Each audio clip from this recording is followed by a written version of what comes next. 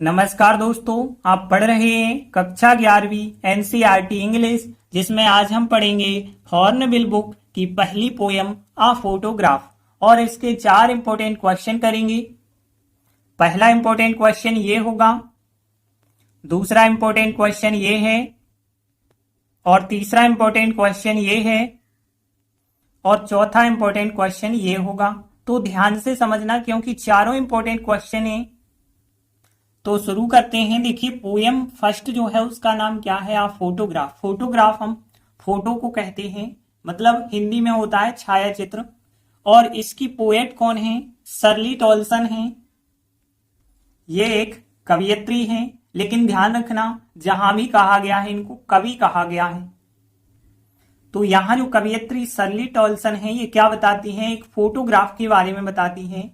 इस फोटोग्राफ में उनकी माँ है, मतलब यहाँ पे जो शर्ली टॉलसन है उनकी माँ है, और उनकी माँ की 2 चचेरी बहन जिन्हें हम कजिन कहते हैं, उन कजिन का नाम क्या है? बेटी और डॉली। बेटी और डॉली नाम की 2 चचेरी बहन हैं और माँ है, मतलब 3 लोग हैं इनमें।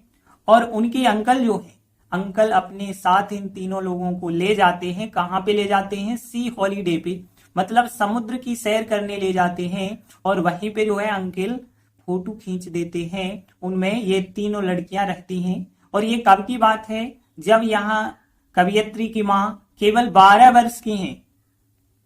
इसके बाद क्या होता है? जब समय निकलता जाता है, कवियत्री की माँ मिडिल एज में पहुंचती हैं, मतलब एक मध्य आयु कह सकते हैं, 40 से 50 कह सकते हैं। जब पहुंचती हैं तो वे उस फोटोग्राफ को, या फिर उसी फोटोग्राफ को कहा गया है स्नैपशॉट।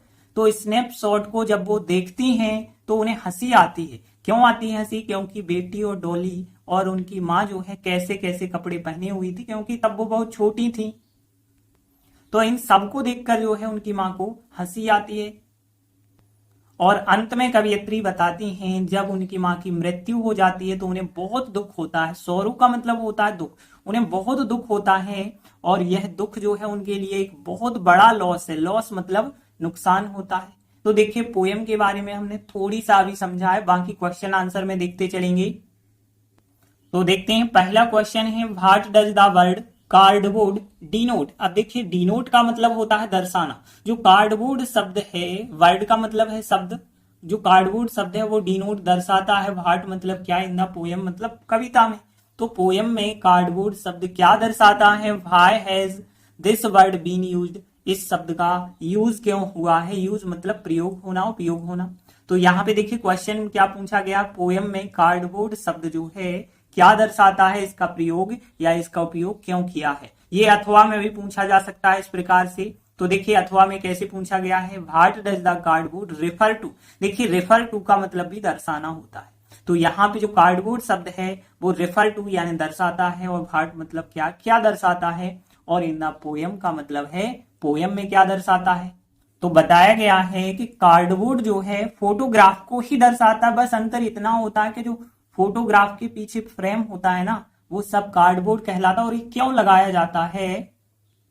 क्योंकि फोटोग्राफ जो होता है अपना रंग जो है कुछ समय के बाद खो देता है, और उनमें जो फोटो बनी होती है जिन जिन लोगों की, वो भी धीरे धीरे अपनी स्पष्टता खोती जाती हैं। तो इन सब को बचाने के लिए कार्डबोर्ड लगाया जाता है।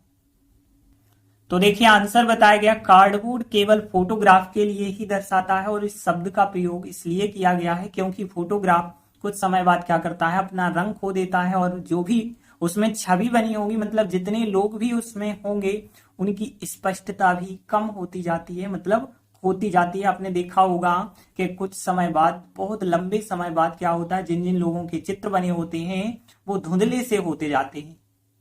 इस वजह से हम कार्डबोर्ड लगाते हैं, मतलब फ्रेम लगाते हैं। तो देखिए अब हम इन दोनों लाइनों का ट्रांसलेट करते हैं। तो देखिए यहाँ पे पहले तो हम कठिन मीनिंग देख लेते हैं।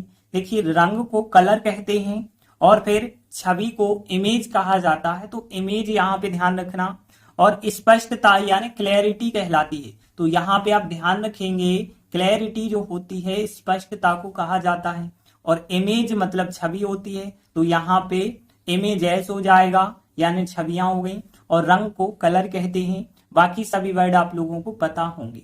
देखिए यहाँ पे दर्शाना को चाहे हम डिनोट लिख दें, रेफर टू लिख दें, एक ही बात है। तो देखिए पहली लाइन यदि हम देखें तो यहाँ पे जो कार्डबोर्ड है, कार्डबोर्ड रेफर टू यानी दर्शाता है, और प्रेजेंट सिंपल है तो रेफर में एस लगा के रेफर्स टू यानी दर्शाता है, किसी के लिए दर्शाना होता है रेफर टू, ध्यान रखना। और ये किसके लिए दर्शाता है? फोटोग्राफ के लिए, फोटोग्राफ के लिए ओनली, केवल फोटोग्राफ के लिए दर्शाता है। तो फिर क्या बना हमारा सेंटेंस? द कार्डबोर्ड जो है वो यहाँ रेफर्स टू दर्शाता है द फोटोग्राफ, फोटोग्राफ के लिए ओनली मतलब केवल। फिर आगे देखिए इस शब्द का उपयोग क्यों किया गया है, ये तो क्वेश्चन से आपको मिल जाएगा। यहाँ पे दिस वर्ड लिखेंगे और हैज सहायक क्रिया यहाँ पे आ जाएगी, बीन यूज हो जाएगा। यहाँ पे दिस वर्ड हो जाएगा इस शब्द की बात करें, और हैज सहायक क्रिया लगा के, हैज सहायक क्रिया लगा के और यहाँ पे बीन यूज्ड लिख देंगे तो बीन यूज्ड हो जाएगा। तो यहाँ पे दिस वर्ड, यह शब्द हैज बीन यूज्ड उपयोग किया गया है बिकॉज, क्योंकि, बिकॉज क्योंकि जो फोटोग्राफ है वो अपना रंग, अपना रंग, अपना के लिए क्या लिखेंगे? फोटोग्राफ है, तो फोटोग्राफ तो कोई एक वस्तु होती है और उसका अपना लिखेंगे तो यहाँ पे इट्स लिखना पड़ेगा, its colour, its colour and, और फिर इसकी छवियों की बात करें तो इट्स से फिर कहेंगे हम, क्योंकि फोटोग्राफ की बात हो रही है तो इट्स इमेजेस, और की मतलब ऑफ होता है, क्लैरिटी मतलब स्पष्टता, आल्सो मतलब भी होता है, और खो देना आपको पता है लॉस होता है, और लॉस का सेकेंड और थर्ड फॉर्म होता है लॉस्ट। तो यहाँ पे हम कहेंगे बिकॉज फोटोग्राफ, और फिर सहायक क्रिया इज लगाने वाले हैं क्योंकि पे से वॉइस बन रहा है, तो बिकॉज फोटोग्राफ इज लॉस्ट, खो देता है। अब देखिए क्या क्या खोता है, और अपना रंग के लिए क्या लिखेंगे हम? इट्स कलर लिखेंगे और फिर एंड लगाएंगे, इट्स कलर एंड, और फिर देखिए इसकी छवियों की स्पष्टता भी। अब इसको कैसे लिखेंगे हम? Also clarity of its images लिखेंगे। तो यहाँ पे देखिए बिकॉज फोटोग्राफ इज लॉस्ट, खो देता है, इट्स कलर अपना रंग खो देता, एंड और also clarity of its images हो जाएगा। तो देखिए आंसर ज्यादा कठिन नहीं है, एक बार रिपीट कर लेते हैं। Cardboard refers to photograph only, और फिर this word has been used लिख दिया क्वेश्चन से देख के। बिकॉज फोटोग्राफ इज लॉस्ट, खो देता है, इट्स कलर अपना रंग खो देता है, एंड आल्सो क्लैरिटी भी खो देता है ऑफ इट्स इमेजेस। तो इस प्रकार से हमारा आंसर बन जाएगा। देखिए आंसर बिल्कुल भी बड़ा नहीं है और कठिन भी नहीं है, बस एक दो बार आप ट्राई करेंगे आराम से बन जाएगा। इसके बाद अगला सेकंड क्वेश्चन है, what has the camera captured. Capture करना मतलब कैद करना होता है, तो कैमरे ने क्या कैद कर लिया है ये पूछा गया है, कैमरे ने क्या कैद किया है। तो देखिए कैमरे ने जब फोटो खींची है तो उसमें बहुत सारी चीजें कैद हो गई हैं, जैसे जो कवियत्री हैं उनकी माँ का जो बचपन है, उस बचपन के कुछ पल ऐसे हैं जो बहुत खुशनुमा थे, वो पल कैद हो चुके हैं। यह जो है, जो फोटो है समुद्र किनारे से ली गई है, जहां पे समुद्र की सैर करने के लिए कवियत्री की माँ गई हैं और उनकी दो चचेरी बहन गई हैं, बेटी और डॉली, और अंकल भी गए हैं, और वहीं पे तीनों लड़कियां मिलके अच्छे से एंजॉय कर रही होती हैं, तभी उनके अंकल फोटो खींच देते हैं। तो देखिए आंसर बताया गया है, कैमरे ने कवि के माँ के बचपन से कुछ खुशनुमा पलों को कैद किया है।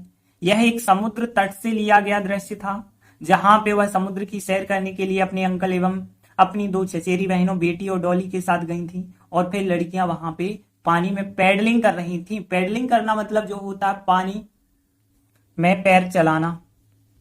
अब देखिए हम इन लाइनों को ट्रांसलेट करेंगे, तो पहले कठिन वर्ड देख लेते हैं कौन कौन से हैं। यहाँ पे ध्यान देना, कुछ खुशनुमा पलों की बात करें तो कुछ के लिए यदि हम कहेंगे सम, हैप्पी यानी खुशनुमा, और मूवमेंट यानी पल होते हैं। तो यहाँ पे आप अच्छे से ध्यान रखना कि मूवमेंट का मतलब होता है पल, तो मूवमेंट्स लिखेंगे, पलों की बात हो रही है। सम हैप्पी मूवमेंट्स हो जाएगा, और बचपन को आपको पता होगा चाइल्डहुड कहा जाता है, तो यहाँ पे बचपन को क्या कहेंगे हम? चाइल्डहुड।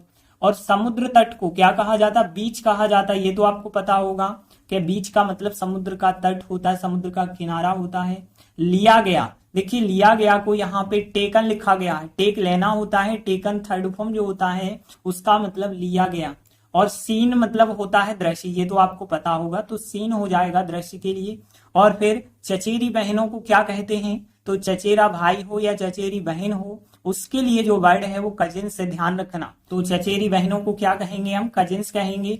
और इसके बाद देखिए पैडलिंग करना, इंग्लिश वर्ड लिखा गया है पैडलिंग। और फिर पानी को वाटर कहते हैं और जहां को वेयर कहते हैं। जहां और कहां एक ही बात होती है, तो कहां के लिए और जहां के लिए वेयर कहा जाता है। और समुद्र की सैर को हमने आपको बताया था सी हॉलीडे, मतलब समुद्र की सैर। तो देखिए पहली लाइन देखते हैं, द कैमरा मतलब कैमरे ने, और फिर परफेक्ट टेंस है, हैज सहायक क्रिया लगा के, द कैमरा हैज सहायक क्रिया लगा के कैप्चर्ड यानी कैद कर लिया है। देखिए यहाँ पे द कैमरा हैज सहायक क्रिया, फिर कैप्चर्ड कैद कर लिया है। अब क्या कैद किया है? कुछ खुशनुमा पलों को कैद किया है, यानी सम कुछ, हैप्पी यानी खुशनुमा, मोमेंट्स यानी पल होते हैं। और फ्रॉम मतलब से, फ्रॉम मतलब से हो जाएगा। और फिर द चाइल्डहुड मतलब बचपन हो गया, ऑफ मतलब के हो गया। और कवि की माँ को क्या लिखेंगे? The poet apostrophe S mother, ध्यान रखना। तो the poet apostrophe S mother मतलब माँ। देखिए कवि लिखा गया, पूरे चैप्टर में पूरी पोयम में कवियत्री हैं जरूर, लेकिन उनको लिखा गया है कवि। तो यहाँ पे the poet apostrophe S mother. तो द कैमरा हैज कैप्चर्ड कैद किया है, सम हैप्पी मोमेंट्स, और from the childhood of the poet apostrophe S mother मतलब द पोएट्स मदर। फिर आगे देखिए, यह समुद्र के तट से लिया गया एक दृश्य था। इस लाइन को कैसे बनाएंगे? तो यहाँ पे इट मतलब कह सकते हैं हम, और फिर इट यह हो जाएगा। आप देखिए पास्ट टेंस है तो वाज सहायक क्रिया, तो इट वाज आ सीन एक दृश्य है, इट वाज आ सीन यह एक दृश्य था जो कि टेकन लिया गया था, टेकन लिया गया था फ्रॉम, फ्रॉम आ बीच मतलब एक समुद्र के तट से लिया गया था। समुद्र के तट को हमने बताया बीच कहते हैं, तो फ्रॉम आ बीच हो जाएगा। तो it was a scene taken लिया गया फ्रॉम आ बीच मतलब एक समुद्र के तट से लिया गया। आगे देखिए अगली लाइन क्या है, जहां वह जो है समुद्र की सैर के लिए अंकल एवं अपनी दो चचेरी बहनों बेटी और डॉली के साथ गई थी। देखिए जहां को वेयर कहते हैं, और फिर वह गई थी मतलब यहाँ वह कवि की माँ को कहा गया है, तो सी कहेंगे, सी। अब देखिए गई थी परफेक्ट टेंस है, तो हैज सहायक क्रिया लगा के थर्ड फॉर्म लिखेंगे। और थर्ड फॉर्म गई थी, जाना, जाना को गो कहते हैं, गो का थर्ड फॉर्म क्या होता है? गॉन होता है। तो वेयर सी हैज गॉन, जहां पे वो गई थी। और फिर देखिए के साथ गई थी, के साथ को विथ कहते हैं, विथ। और फिर अपनी दो चचेरी बहनों के साथ, मतलब हर कहेंगे अपनी के लिए, क्योंकि सी कह रहे हैं ना सब्जेक्ट में। तो फिर हर टू, और फिर कजिन्स मतलब चचेरी बहन, और फिर बेटी और डॉली लिख देंगे। तो ये पूरा लिखेंगे चौथे नंबर पे। तो विथ और फिर हर टू, फिर कजिन्स, बेटी एंड डॉली हो जाएगा, एंड और फिर हर अंकल मतलब अपने अंकल के साथ भी। तो यहाँ पे हर अंकल हो जाएगा। और फिर आगे फॉर मतलब के लिए, फॉर मतलब के लिए। और फिर समुद्र की सैर को हमने क्या बताया? सी हॉलीडे, तो ए आर्टिकल लगा के सी हॉलीडे लिख देंगे। तो वेयर सी हैज गॉन, जहां पे वो गई थी विथ के साथ। और फिर हर two cousins Betty and Dolly, and her uncle for a sea holiday. फिर आगे देखिए लड़कियां पानी में पैडलिंग कर रही थी, यानी पानी में वो खेल रही थी। तो देखिए गर्ल्स मतलब जो लड़कियां हैं द गर्ल्स हो जाएगा। और फिर पैडलिंग कर रही थी कंटिन्यूअस है, वाज वर में से वर सहायक क्रिया लगा के आईएनजी फॉर्म लिखेंगे। तो द गर्ल्स वर सहायक क्रिया लगा के पैडलिंग, वो पैडलिंग कर रही थी। और फिर कहां पे पैडलिंग कर रही थी? इन द वाटर, पानी में पैडलिंग कर रही थी। तो the girls were paddling in the water. एक बार पूरा आंसर हम रिपीट कर लेते हैं। The camera has captured some happy moments from the childhood of the poet's mother. और फिर it was a scene taken from a beach where she has gone with her two cousins Betty and Dolly, and her uncle for a sea holiday the girls were paddling in the water. तो देखिए इस प्रकार से हमारा answer बन जाएगा। ये answer थोड़ी बड़ा है, अच्छे से आप ध्यान रखना। इसके बाद अगला तीसरा क्वेश्चन है, व्हाट हैज नॉट चेंज, मतलब क्या नहीं बदला है ओवर द ईयर्स, वर्षों के बाद भी क्या नहीं बदला है। डज क्या दिस सजेस्ट, क्या यह सुझाव देता है, समथिंग कुछ सुझाव देता है, टू यू आपके लिए। तो देखिए क्वेश्चन में क्या पूछा है कि वर्षों के बाद भी क्या नहीं बदला है, क्या यह तुम्हें कुछ सुझाव देता है। तो देखिए पोयम में बताया गया है कि वो समुद्र आज भी वैसा है जैसा बहुत सालों पहले था, वो बिल्कुल नहीं बदला है, क्योंकि जो समुद्र होता है वो अनंत काल का प्रतीक होता है, मतलब वो कभी ना बदलने वाली चीज है। तो देखिए ज्यादा कठिन आंसर नहीं है, बताया गया कि समुद्र वर्षों के बाद भी नहीं बदला है, यह अभी भी वैसा है। समुद्र जो है अनंत काल का प्रतीक होता है। देखिए अब हम इन लाइनों को ट्रांसलेट करेंगे तो समुद्र को सी कहा जाता है, ये तो आपको पता होगा। और फिर अभी भी वैसा है, अभी भी के लिए देखिए कौन कौन से वर्ड हैं। एक तो स्टिल होता है अभी भी, तो स्टिल ध्यान रखना। और सेम का मतलब वैसा है, सेम मतलब बिल्कुल वैसा ही। और फिर प्रतीक होना, ये होता है सिंबोलाइज, ध्यान रखना। तो यहाँ पे सिंबोलाइज का मतलब होता है प्रतीक होना। और अनंत काल को लिखा गया है इटर्निटी, तो ध्यान रखना इटर्निटी जो है अनंत काल को कहा जाता है। तो एक इटर्निटी हो गया अनंत काल, एक सिंबोलाइज हो गया, एक स्टिल मतलब अभी भी, और सेम यानी वैसा ही है, और सी का मतलब है समुद्र। तो 3-4 वर्ड है, कोई प्रॉब्लम वाले नहीं है। तो देखिए पहली लाइन यदि हम देखें, समुद्र वर्षों के बाद भी नहीं बदला है, केवल आपको समुद्र लिखना है, बाकी तो क्वेश्चन से है। तो देखिए वाट की जगह समुद्र लिख देंगे, मतलब समुद्र को हम सी कहते हैं, दा लगा के लिख देंगे तो दा सी। और फिर has not change over the years, तो पहली लाइन बन जाएगी। तो समुद्र को क्या लिखा जाएगा, द सी लिख देंगे। और फिर बाकी जो भी है क्वेश्चन का हमें लिख देना है, तो has not change over the years लिख देंगे। फिर देखिए आगे, यह अभी भी वैसा ही है, तो देखिए यह को क्या कहेंगे हम, इट कहेंगे। इट और इज सहायक क्रिया होगी क्योंकि वाक्य प्रेजेंट में है। तो इट इज स्टिल मतलब अभी भी, द सेम मतलब बिल्कुल वैसा ही, तो it is still the same हो जाएगा।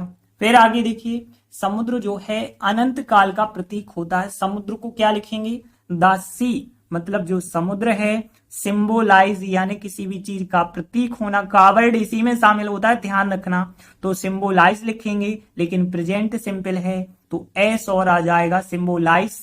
और फिर अनंत काल को क्या कहेंगे, इटर्निटी कहेंगे। तो यहाँ दासी जो समुद्र है वो सिंबोलाइज प्रतीक होता है, इटर्निटी का प्रतीक होता है। एक बार आंसर हम रिपीट कर लेते हैं पूरा। देखिए यहाँ पे दासी लिखा भाट की जगह, दासी समुद्र, has not change over the years. और फिर it is still the same, it is still the same. और फिर दासी जो समुद्र है वो सिंबोलाइज प्रतीक होता है इटर्निटी का। तो देखिए इस प्रकार से हमारा आंसर बन जाएगा। ये तो ज्यादा कठिन नहीं है, ये तो आपको बहुत जल्द याद हो जाएगा।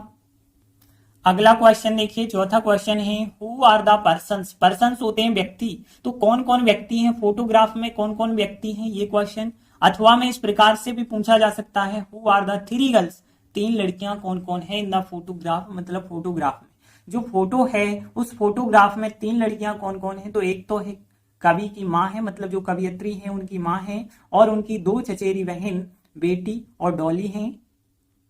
तो देखिए आंसर बताया गया, फोटोग्राफ में 3 लड़कियां, एक तो कवि की माँ और अपनी 2 चचेरी बहनों बेटी और डॉली के साथ है। देखिए आंसर बहुत सरल सा आंसर है। कैसे, देखिए फोटोग्राफ में मतलब इन द फोटोग्राफ हो जाएगा, और 3 गर्ल्स मतलब 3 लड़कियां हो जाएंगी। कवि की माँ यानी द पोएट अपोस्ट्रोफी मदर, और फिर हर मतलब अपनी, 2 मतलब 2, और कजिन्स यानी चचेरी बहन बेटी ऑन, एंड डॉली और विथ मतलब के साथ हो जाएगा। तो यहाँ पे सबसे पहले तो हम लिखेंगे फोटोग्राफ में 3 लड़कियां, तो ये लिखा है the 3 girls in the photograph. और फिर सहायक क्रिया लगाएंगे, जो आर सहायक क्रिया यहाँ पे लगी है वो आर सहायक क्रिया लगाएंगे। तो सबसे पहले हमने लिखा the 3 girls in the photograph, फिर आर सहायक क्रिया लगाई। इसके बाद कौन है, देखिए एक तो कवि की माँ है यानी the poet apostrophe mother, the poet's mother, और फिर वो विथ के साथ हैं, और किन के साथ हैं, हर मतलब अपनी, और फिर 2 मतलब 2 कजिन्स यानी चचेरी बहनों के साथ हैं, जिनका नाम क्या है, बेटी एंड डॉल। तो इस प्रकार से आंसर बनाएंगे, the 3 girls in the photograph, are सहायक क्रिया, और फिर द पोएट्स मदर विथ के साथ, हर 2 कजिन्स बेटी एंड डॉली। तो देखिए इस प्रकार से हमारा आंसर बन जाएगा। और ये आंसर तो और भी सरल है। तो फिर आराम से आपसे बन जाएगा। तो आज हमने 4 इंपॉर्टेंट क्वेश्चन किए हैं जो कि आपको समझ आ गए होंगे। बाकी बचे क्वेश्चन हम आगे के वीडियो में करेंगे। तब तक के लिए धन्यवाद।